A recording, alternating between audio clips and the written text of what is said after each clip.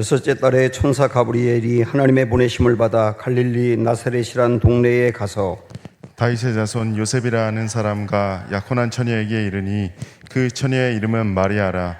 그에게 들어가 이르되 은혜를 받은 자여 평안할지어다 주께서 너와 함께 하시도다 하니 처녀가 그 말을 듣고 놀라 이런 인사가 어찌함인가 생각하매 천사가 이르되 마리아여 무서워하지 말라 내가 하나님께 은혜를 입었느니라.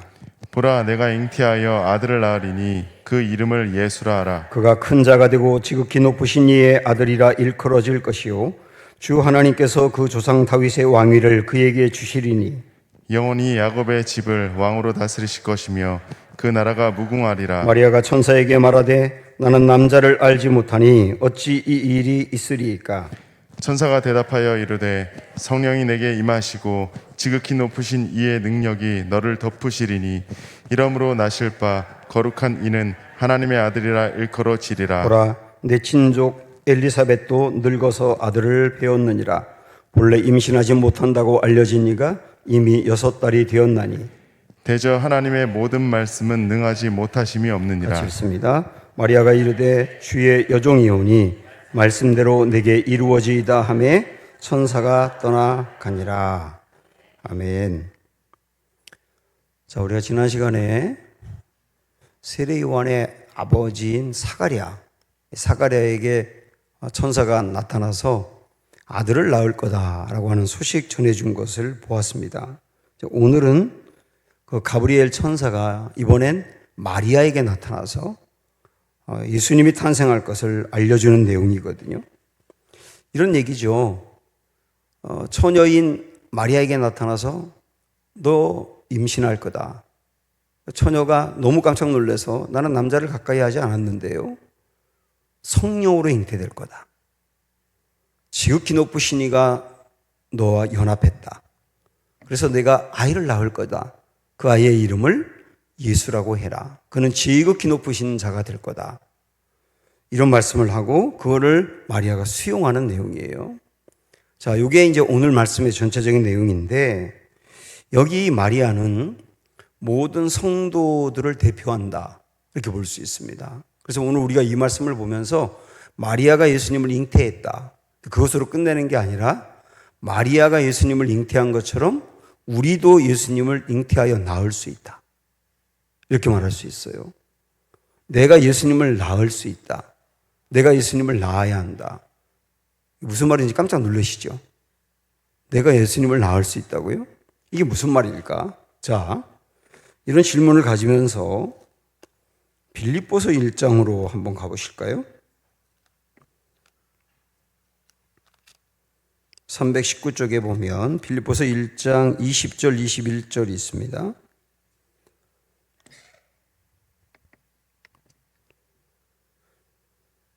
빌립보서 1장 20절 21절 같이 볼까요? 나의 간절한 기대와 소망을 따라 아무 일에든지 부끄러워하지 아니하고 지금도 전과 같이 온전히 담대요. 그 다음이 중요해요. 살든지 죽든지 내 몸에서 그리스도가 존귀하게 되게 하려 하나니. 이 부분이거든요. 살든지 죽든지 내 몸에서 그리스도가 존귀하게 되게 하려 함이니 이는 내게 사는 것이 그리스도니 죽는 것도 유익함이라. 자, 이 부분은 바울에게 놀라운 고백인데 말이죠. 신앙의 하이라이트 상태거든요. 내가 죽고 내 안에 그리스도가 사는 거다. 그리고 내게서 그리스도가 존귀해지는 거다. 그 말은 다르게 이야기한다면 내게서 그리스도가 나타난다는 거예요. 내게서 그리스도가 나타난다. 오늘 금요일 하루 삶 속에서 내가 만난 사람이 많았고 그 내가 생각하고 결정하고 판단한 일이 있었어요. 아침부터 저녁까지. 그때 내게서 그리스도가 나왔느냐는 거죠. 내가 그 사람을 만났을 때 내게서 그리스도가 나왔느냐. 판단하고 결정할 때 그리스도가 나왔느냐. 내게서 그리스도가 나오는 게 내가 그리스도를 낳는 거거든요. 그리스도를 낳는 거. 내게서 그리스도가 나타나는 거니까요. 그런 맥락에서 오늘 보자 말씀이죠. 마리아가 예수님을 낳았다. 그 말은 내가 예수님을 낳는다. 어떻게 낳는 거냐? 내게서 그리스도가 나타날 때 내가 그리스도를 낳는 거다. 이런 맥락으로 오늘의 말씀을 보려고 합니다. 이스라엘에 여인들이 굉장히 많았어요. 처녀들도 많았고요. 그 중에서 이 마리아라고 하는 여인의 몸을 통해서 예수님이 태어나셨거든요. 이 여인의 몸을 우리 주님이 빌린 것이죠. 그래서 우리는 어떻게 이 마리아가 예수님을 잉태하여 낳을 수 있는 사람이 되었는가? 이걸 우리가 한번 오늘 생각해 보려고 합니다. 어떻게 우리가 그리스도를 나타내는 사람이 될 수 있을까? 4가지 정도를 보려고 합니다. 자, 먼저 오늘 본문으로 다시 오셔서 26절부터 보세요. 6째 달에 천사 가브리엘이 하나님의 보내심을 받아 갈릴리 나사렛이란 동네에 가서 다윗의 자손 요셉이라는 사람과 약혼한 처녀에게 이르니, 그 다음에 잘 보세요. 그 처녀의 이름은 마리아라. 그 다음에 그에게 들어가 이르되 은혜를 받은 자요. 그래서 은혜에다가 한번 여러분 체크해 보세요. 은혜를 받은 자요, 평안할지어다 하고 주께서 너와 함께 하시도다 했습니다. 30절에도 보면 천사가 이르되 마리아여 무서워하지 말라, 내가 하나님께 은혜를 입었느니라. 여기도 또 반복적으로 은혜를 입었다 이렇게 말씀하고 있는데, 이거는 좀 쉽게 여러분이 이해한다면 이런 얘기입니다. 가브리엘 천사가 처녀인 마리아에게 와가지고 이렇게 말하는 거예요. 인사드립니다. 가브리엘이 처녀 마리아에게 인사드립니다. 그러면서 당신은 하나님의 총애를 입은 사람입니다. 하나님이 당신과 함께 하십니다. 이렇게 인사한 거예요. 여기 은혜라고 하는 말이 지난주에도 봤고 제가 칼럼에도 썼지만 총애라고 볼 수 있다고 그랬잖아요. 카레스라고 하는 단어인데 총애라고 하는 말이죠. 이 카레스라고 하는 말은 받을 자격이 없는데 받는 거거든요. 이런 얘기, 이렇게 본다면 좀 이해하기 쉬울 거예요. 옛날에 우리나라 왕들은 후궁이 굉장히 많지 않았습니까? 여러 후궁 중에 왕이 유독 아끼고 늘 부르는 후궁이 있어요. 그럴 때 그 후궁을 왕이 부른다고 할 때 뭐라고 말하냐면, 내가 왕의 성은을 입었다 이렇게 말하잖아요. 왕이 너를 총애해서 특별히 너를 불렀다. 그럴 때 성은을 입었다 그러지 않습니까? 그래서 앞에 나아가서도 성은이 망극하나이다 이러지 않습니까? 이 성은이라고 하는 말과 카레스라는 단어가 거의 똑같다고 생각하시면 돼요. 총애를 입었다는 거예요. 총애를 입었다.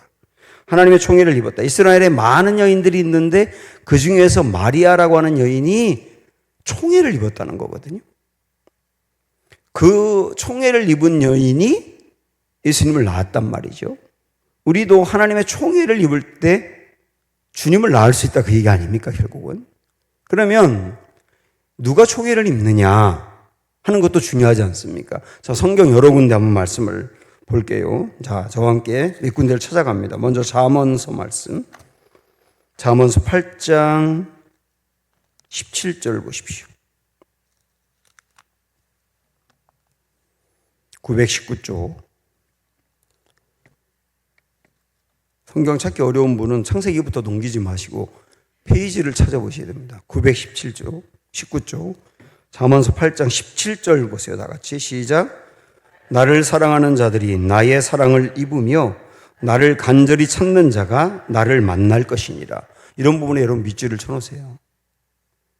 나를 사랑하는 자들이 나의 사랑을 입는다. 하나님을 특별히 사랑하는 자가 하나님의 특별한 사랑을 입는다. 하나님 다 사랑하세요. 다 사랑하세요. 그런데 특별히 하나님의 사랑을 총애를 입는 자가 있다. 누구라고요? 하나님을 사랑하는 자라는 거예요. 하나님을 사랑하는 자. 자, 앞으로 조금 더 가시면 시편 25편 14절 보십시오. 820쪽. 25편 14절. 시작. 여호와의 친밀하심이 그를 경외하는 자들에게 있으며, 여기까지. 자, 여호와의 친밀하심이, 여호와가 함께 한다는 얘기죠. 아주 가까이 한다. 누구에게? 그를 경외하는 자들에게. 이렇게 나오잖아요. 그를 경외하는 자들에게 여호와의 친밀하심이 임한다. 여호와를 사랑하는 자가 여호와의 사랑을 입는다. 그리고 여호와를 경외하는 자에게 여호와가 친밀하다. 가까이 있다. 이런 얘기죠. 자, 우리 한 군데의 말씀만 더 보면 이번엔 신약으로 가서 고린도전서 8장으로 가보십시오. 고린도전서 8장 3절입니다. 272쪽. 계속 한번 밑줄을 그어보세요. 고린도전서 8장 3절 다 같이 시작. 또 누구든지 하나님을 사랑하면 그 사랑은 하나님도 알아주시느니라. 하나님을 사랑하면 하나님이 하나님을 사랑하는 그 마음을 알아주신다는 거예요. 알아주신다. 여기서 알아준다라고 하는 말은 정보를 안다는 얘기가 아니에요.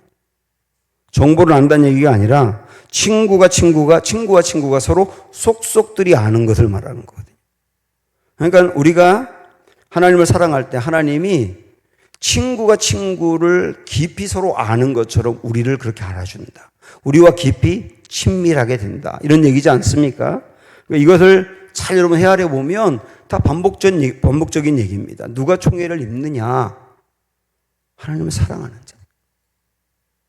아멘. 하나님을 사랑하는 자. 그리고 하나님을 경외하는 자. 하나님을 가까이 하기를 원하는 자. 하나님과 친밀하기를 원하는 자. 하나님과 연합하기를 원하는 자. 그들이 하나님의 총애를 입는다. 그리고 하나님의 총애를 입는 이들이 그리고 예수님을 낳는 자. 예수님을 드러내면 나타낼 수 있는 자가 될 수 있다. 우리가 예수님을 나타내고 드러내는 것은 아주 간단합니다. 사실은 하나님과 내가 연합하게 되잖아요. 연합하면 내게서 하나님의 그 아름다움이 드러나게 돼 있어요. 방법은 그거거든요. 연합하는 거거든요. 그건 사랑이란 말이죠. 이제 두 번째 한번 볼까요? 마리아에게서 볼 수 있는 모습. 자, 다시 본문으로 오셔서 27절 보시면 26절부터 볼까요? 다시. 여섯째 달에 천사 가브리엘이 하나님의 보내심을 받아 갈릴리 나사렛이란 동네에 갔다. 이렇게 나와요. 갈릴리 나사렛이라고 되어 있는데 우리나라도 수도인 서울에서부터 멀어지면 멀어질수록 문화적으로나 교육적인 수준이나 경제적인 수준이 좀 떨어지거든요. 아무래도 서울 중심이기 때문에 이 이스라엘은 예루살렘이 수도지 않습니까? 이때 당시에 예루살렘에서 멀어지면 멀어질수록 훨씬 더 수준이 떨어졌어요. 지금 한국보다 훨씬 심했습니다. 자, 그런데 예루살렘이 있고 갈릴리는 예루살렘에서 가장 먼 곳이에요. 그 중에 나사렛은 완전히 깡촌입니다. 그래서 경제적인 수준, 문화적인 수준, 학력 수준 이런 것들이 예루살렘에 비해서 현저하게 떨어진 곳이었어요. 거기에 살고 있는 마리아거든요. 자, 그 다음에 27절에 보면 다윗의 자손 요셉이라 하는 사람과 약혼한 처녀에게 이르니 이렇게 나와요. 처녀라고 여기 돼 있는데 여기서 말하는 처녀는 소녀거든요. 사실은 소녀인데 이때 당시에는 여자들이 12살에서 14살 사이에 결혼을 했다 그래요. 그래서 가장 나이를 많이 먹었어도 마리아가 14살 정도 된 겁니다. 12에서 14 충격받지 마세요. 이땐 그랬으니까. 이 정도 나이거든요. 그래서 소녀라고 말했단 말이에요. 소녀. 자, 그러니까 이 마리아는 남성 중심의 사이에서 여성이에요. 그리고 어른 중심의 사이에서 소녀라고요. 예루살렘 중심의 사이에서 갈릴리에 있어요. 그러니까 그렇게 본다면 이 마리아는 누가 거들떠 볼 게 없는 사람이죠. 거들떠 볼 게 없는 사람이죠. 그런데 거들떠 볼 게 없는 이 마리아에게 천사가 와서 하는 말이 뭐냐면 인사하는데 인사드립니다. 당신은 하나님의 총애를 입었습니다. 하나님이 당신과 함께 하십니다. 이렇게 말한단 말이죠. 그래서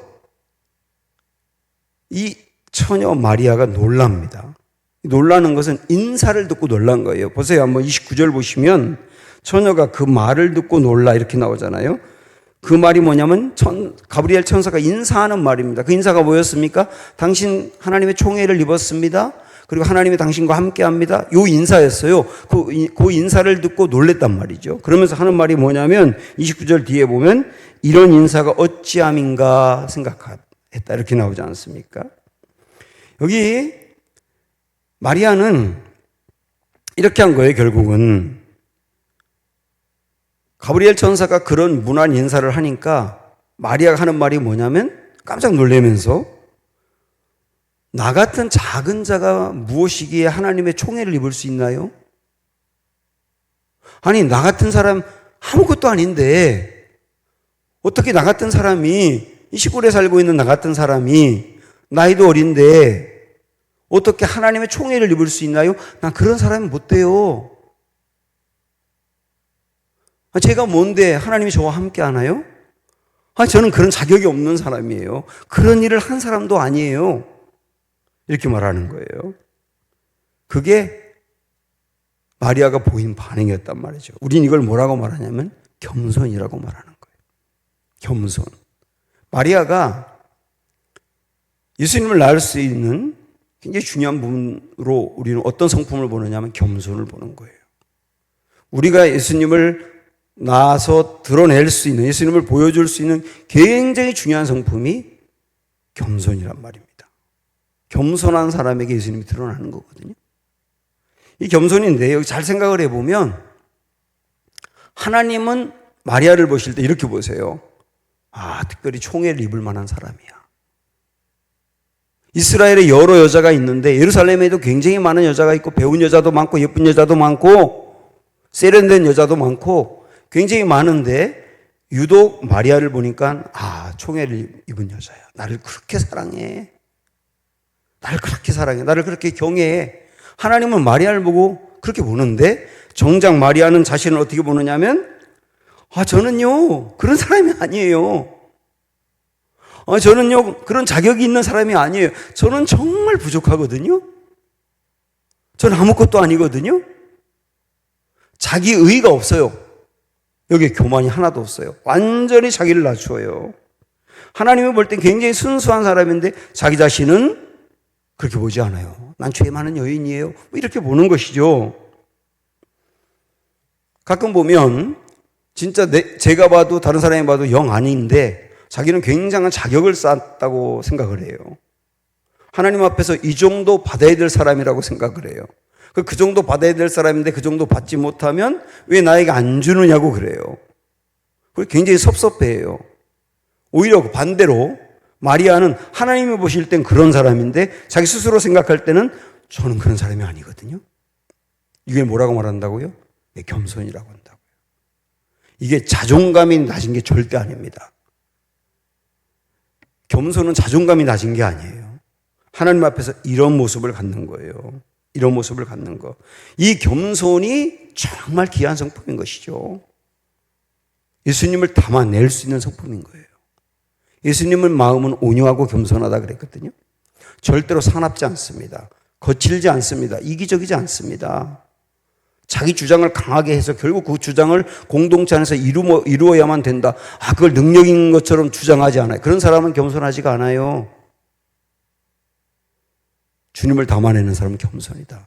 자, 겸손과 교만을 비교해 보면서 성경에 몇 군데 한번 가볼까요? 베드로전서 5장으로 한번 가보십시오.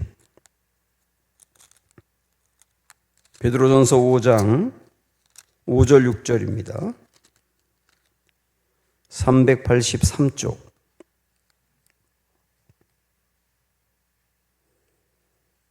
베드로전서 5장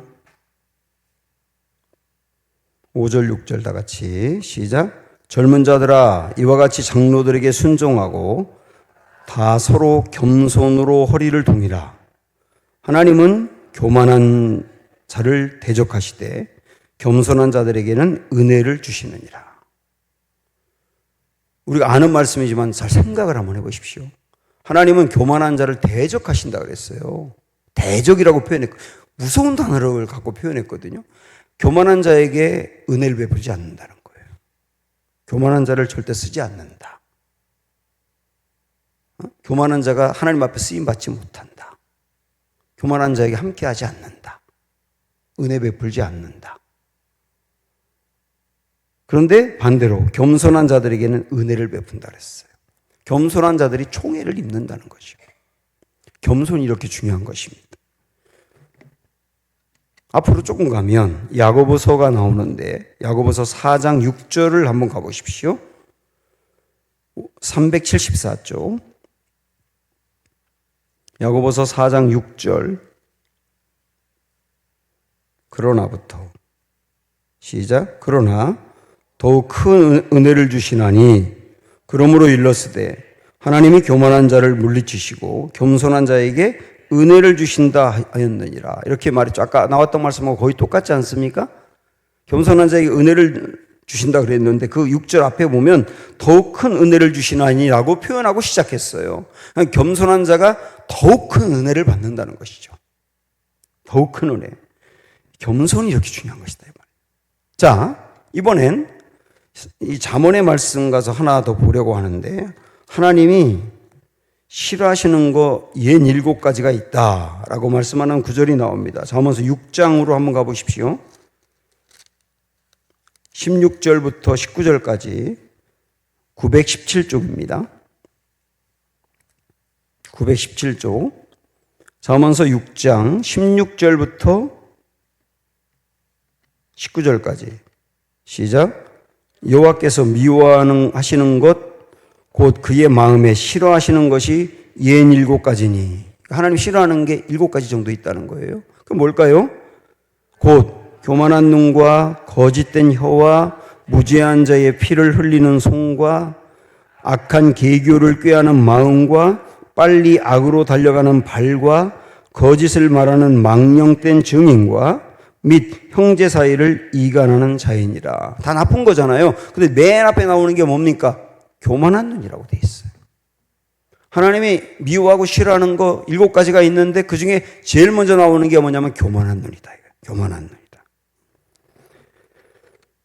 하나님이 싫어하는, 가장 싫어하는 게 교만이다. 이렇게 말씀하고 있는 겁니다. 교만이다. 그래서 교만한 마음이 내 안에 차 있을 때는 예배를 드려도 하나님의 임재가 없지요. 예배를 열심히 드려도 거기 하나님의 임재와 하나님을 만나는 역사가 없는 거예요. 교만한 마음이 있을 때는. 겸손한 마음과 하나님이 함께 하신다. 겸손한 마음을 갖고 있는 이를 통하여 예수님이 드러난다. 그렇게 말씀하고 있지 않습니까? 자, 이게 두 번째였단 말이죠. 또 하나, 다시 오늘 본문으로 오셔서 자, 마리아가 처녀인데 아이를 가졌다. 이렇게 말씀합니다. 다 믿어도 이건 믿을 수 없잖아요. 모든 걸 다 믿어도 이것만은 믿을 수 없잖아요.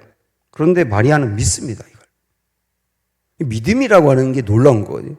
세 번째, 우리 믿음을 보려고 하는 것인데 이 마리아가 내가 처녀인데 임신한 것을 마음으로 받아들이고 믿는 순간 앞으로 어떻게 되는가? 신세망치입니다. 마리아는 돌에 맞아 죽게 돼요. 그리고 정혼한 남자가 있기 때문에 버림을 받게 됩니다. 남편이 버리지 않으면 돌에 맞아 죽지는 않는데 여기서 아이가 태어나서 이 마을에서 살 수가 없잖아요. 사람들이 이 아이를 보면서 뭐라고 하겠어요, 항상. 그리고 이런 생각도 한번 해봐요. 남편이 그걸 다 용납하고 받아들여가지고 살아요. 근데 애가 태어났거든요. 애가 임신했을 때 성령이 잉태했다 이렇게 말했기 때문에 받아들이고 살아요. 근데 애가 태어나서 사는데 말썽을 피워. 그럼 남편이 늘 그럴 거 아니에요. 매수 말썽을 피우는데 이게 무슨 성령 잉태한 거야 이게. 그럴 때면 그럴 거 아닙니까? 조금만 잘못하면. 그래서 평생을 눈총을 먹으면서 살아야 되거든요. 멸시를 당하면서 살아야 되거든요. 내 마음으로 받아들이는 순간. 그런데 마리아는 믿어요. 그걸 믿어요. 우리가 지난주에 사가랴 이야기를 들으면서 가브리엘 천사가 사가랴에게 네가 아들을 낳을 거다. 근데 그렇게 이야기하니까 사가랴가 믿지 않았죠. 그러면서 한 말이 한번 18절 조금 위에 있으니까 보세요. 1장 18절 보면 사가랴가 천사에게 이르되 내가 이것을 어떻게 알리요? 기억나세요? 여기서 어떻게가 뭘 의미하는지? 뭐라 그랬어요? 내가 아이를 가졌다는 근거가 뭡니까? 내가 아이를 갖는다는 근거가 뭡니까? 내가 나이가 많은데. 이거는 불신앙의 의심인 거예요.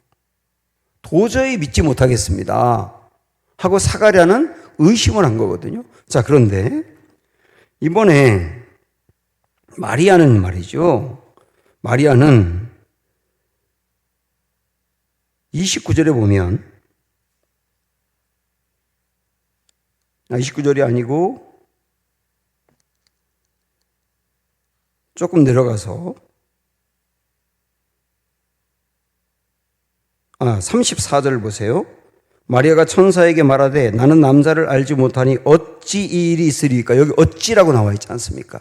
사가랴는 뭐라고 물어봤냐면 어떻게 이걸 알 수 있습니까? 근거가 뭡니까? 이렇게 물어봤는데 마리아도 어찌 이 일이 있겠네요. 똑같이 이렇게 어떻게라고 물어봤지 않습니까? 근데 여기서 말하는 어떻게는 원어로 정확히 보면 의심하는 차원의 어떻게가 아니라 어떤 방법으로 그게 가능했습니까? 이렇게 물어보는 거예요.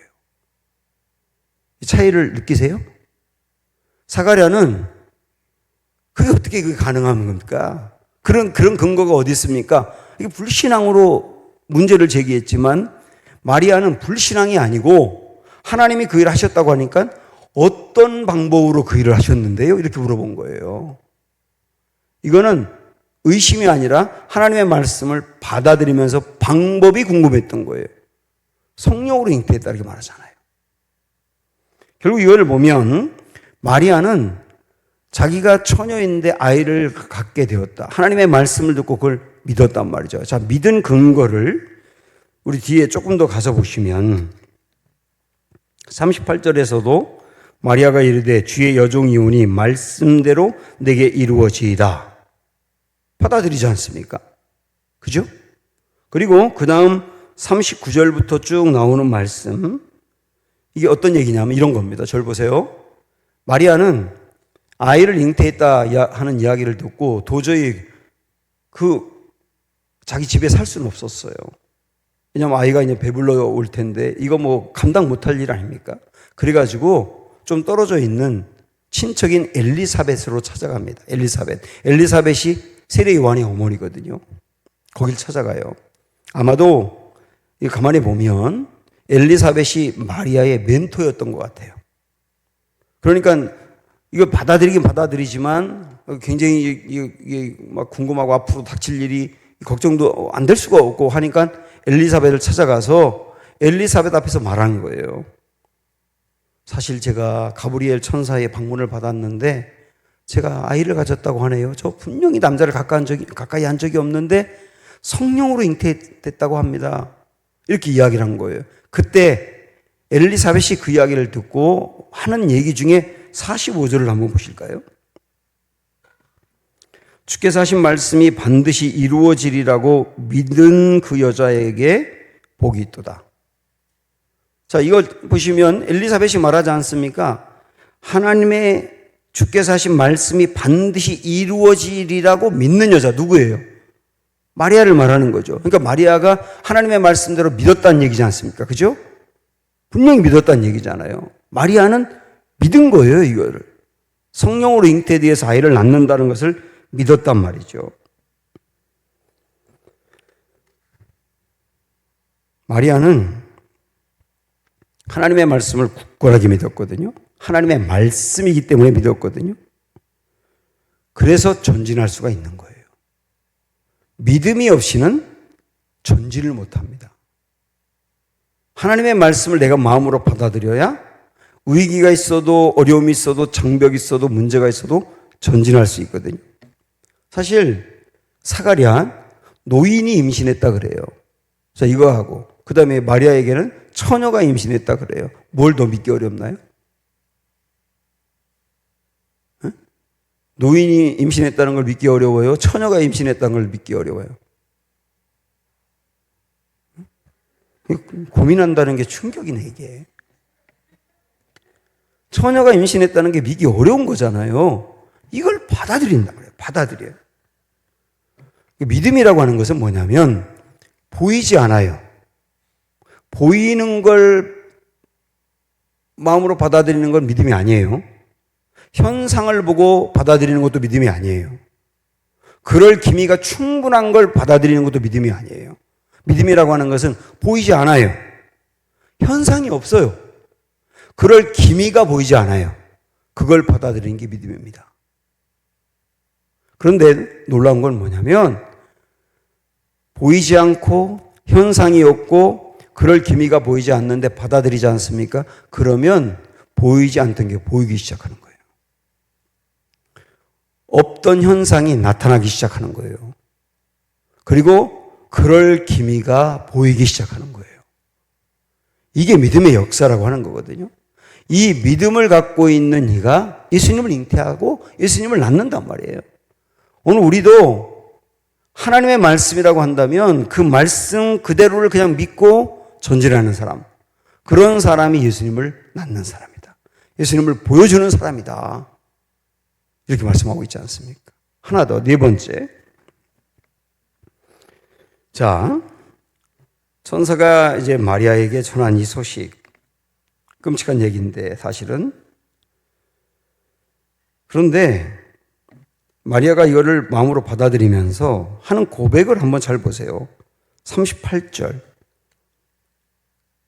마리아가 이르되 주의 여종이오니, 여기 여종에다 밑줄 한번 쳐보실래요? 여종이오니 말씀대로 내게 이루어지리다, 이렇게 말씀합니다. 사실 이게 있기 때문에 믿을 수 있는 거거든요. 여기 여종이라고 하는 말은 둘레라고 하는 헬라어 단어인데 노예 소녀라는 뜻이에요. 저 노예 소녀입니다. 그러니까 이걸 좀 풀어서 얘기하면 이런 말입니다. 나는 하나님의 노예이니 하나님의 뜻대로 하실 겁니다. 저는 권리가 없어요. 하나님이 뜻하신 걸 저를 통해서 이루신다고 하면 저를 기꺼이 내어드립니다. 하나님 원하신 대로 하세요. 이걸 조금 더 부연해서 이야기하면 결국 이게 자기 부인이라고 하는 거거든요. 저는 여종입니다라고 하는 말에 자기 부인을 말하는데, 자기 부인은 나라는 존재가 산산이 부서져도 좋습니다. 내가 없어져도 좋습니다. 내 안에서 주님만 살아계시면 됩니다. 이걸 나타내는 거예요. 이게 자기 부인이라고 하는 겁니다. 지금 마리아가 온전히 하나님이 하신 말씀을 믿을 수 있는 것은 자기 부인이 되기 때문에 믿을 수 있는 거예요. 나는 종이니까 나는 죽었어요. 나는 없어요. 종은 내가 없는 거예요. 내가 살아있으면 종이 될 수 없어요. 맞아 죽는 거예요, 그건. 나는 종이기 때문에 내가 없어요. 나는 죽었어요. 내 안에 주인만 드러나면 되는 거예요. 그게 여종입니다 라고 하는 말이거든요. 사랑하는 여러분, 내 생각, 나의 의지, 나의 감정, 나의 상처, 나의 자존심, 내가 좋아하는 것, 내가 집착하는 것, 그거 그대로 있으면 더 주님의 일을 하지 못합니다. 지금 제가 나열한 거 있지 않습니까? 내 의지, 내 자아, 나의 감정, 나의 생각, 나의 상처, 내가 집착하는 것, 내가 좋아하는 것, 그걸 그대로 붙들고 있으면서 저는 주님께 온전히 저를 드렸어요. 이건 거짓말이에요. 내가 여전히 살아있는데 주님을 낳을 수 없지 않습니까? 나를 낳는 거죠, 나를. 신앙생활 하면서 가장 사실 어려운 것은 자기 부인이에요. 내가 죽는 거거든요. 내가 죽는 거예요. 내 남편, 나의 자녀, 내 주변의 사람들, 나의 상황. 이것이 제일 문제가 아니라 자기 부인이 안 되는 게 제일 문제예요. 이 우리의 고민이기도 하고요.